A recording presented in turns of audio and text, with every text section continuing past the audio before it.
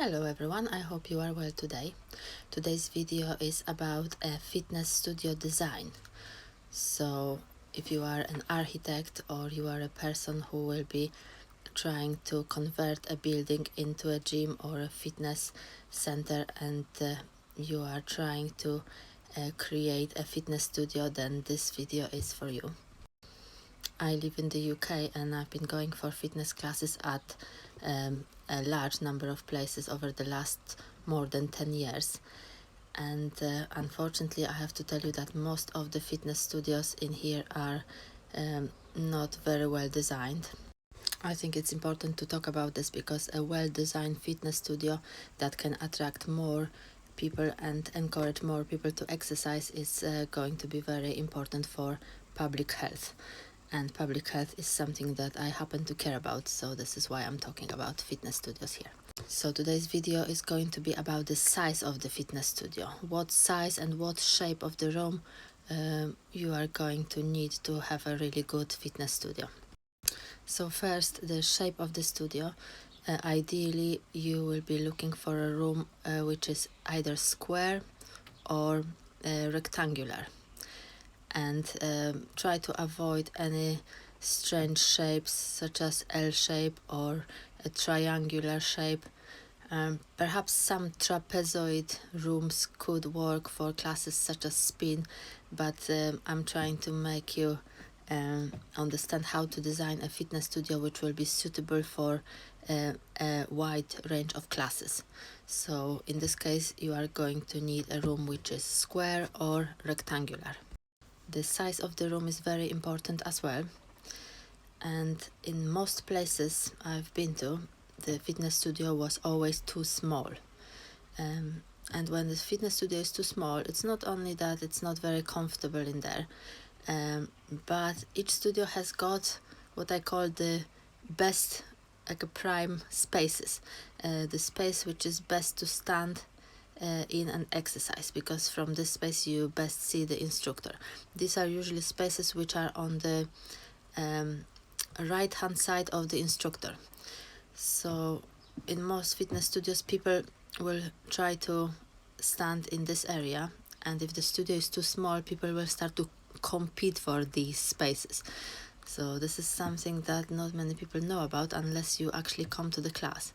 So when the studio is too small, people will start being competitive and perhaps a little bit antisocial, and you don't want this kind of conduct at your fitness club. So ideally you want a nice large room with lots of good spaces, so members can enjoy the space and don't try to compete for the space. The next important thing is try to avoid the rooms that have any pillars in the middle.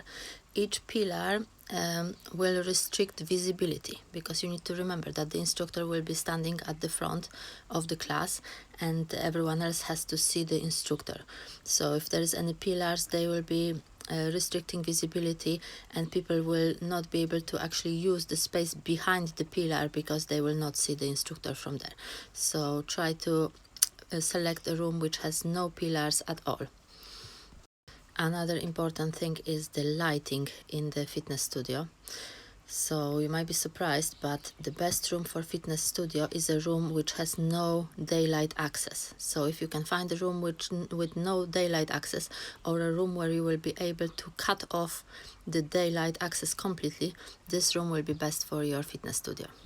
Artificial lighting is much better in fitness studios, because this is something you can control.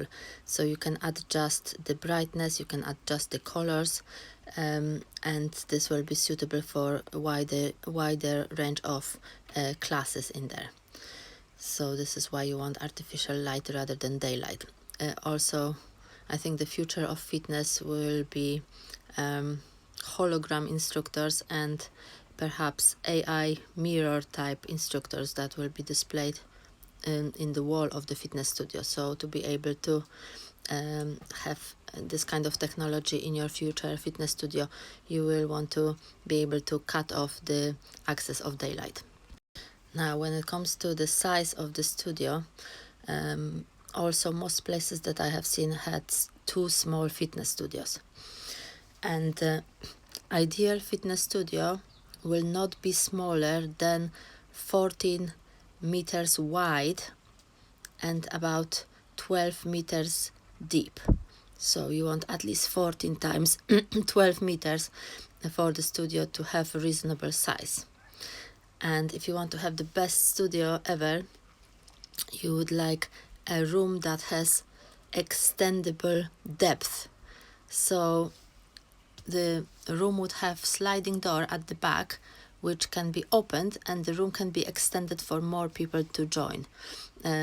So if you had this kind of room, you would be also able to save on electricity, because when there is less people in the class, you could just close the door and use one air conditioning unit, and when a class is busy, you extend the room, and this will automatically make the air conditioning unit in the second studio work. So if you can set this up, this would be ideal setup for a fitness studio. I think I'm gonna make a little drawing for you to better explain to you what I mean, because this might not be easy to visualize. So here you go. My drawing might not be very good, but I hope it will show you what I mean. So this is front of the fitness studio, and it is at least 14 meters wide. You will have instructor standing here in most of the classes. So this front wall will be the mirror wall. This is example of where the entrance could be. Then this depth of the room, at least 12 meters here. And what I'm showing you here, that's the extension part. So you've got second part of the room which can be opened because you've got sliding or folding door on each side, and then you can open this door and extend the room. So this is just example of the design. You also need to remember to try to avoid making the back wall of the studio see-through. And the worst setup you can have in there is a see-through wall with the daylight coming in there, because the daylight will come through that wall, reflect from the mirror at the front straight into people's eyes. So you don't want daylight coming in from the back of the room, and ideally you don't want any daylight at all. You just want artificial light. So this was my quick video on fitness studio design. I hope you found it helpful. And if you would like to learn a little bit more on how to design the best fitness studio, then please join me for the next episode. Bye now.